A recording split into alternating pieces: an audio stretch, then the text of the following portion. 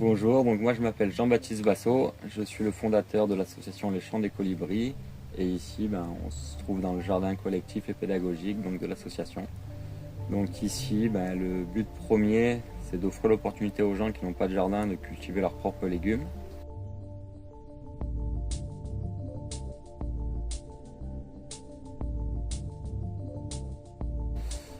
Le deuxième point c'est de recréer du lien entre chaque humain et la biodiversité.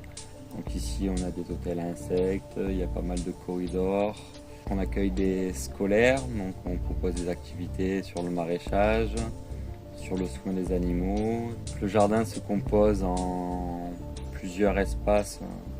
Donc on a une zone qui est consacrée plutôt aux animaux, donc c'est essentiellement des animaux de sauvetage. On a une zone où c'est le potager collectif, donc avec des planches collectives et d'autres planches de culture individuelles. Donc on a aussi un petit potager d'essence où on a beaucoup de fleurs comestibles et médicinales. On a également des aromatiques, donc on a du thym, du romarin, de la sauge, de la sarriette, de la marjolaine, de la mélisse, une dizaine de variétés de menthe. Enfin, voilà, c'est vraiment pour éveiller l'essence des petits et grands.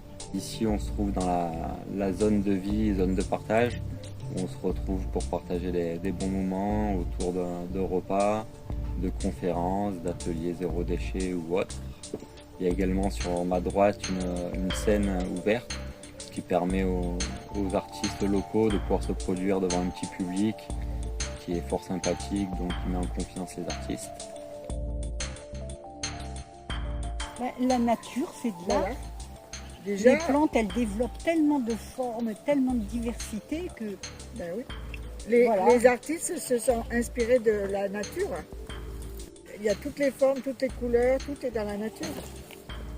Oui, puis des fois c'est incroyable parce que il y a une plante qui est jaune et quand tu la frottes, ça fait du rouge. Oui, ou du bleu. Ou du bleu. Donc en plus, il y a de l'imagination dans la nature. Et l'art aussi a besoin d'imagination pour créer. Et voilà, c'est aussi l'émerveillement. Dans la nature, on est émerveillé et dans l'art aussi. Donc il y a toujours un pont entre les deux.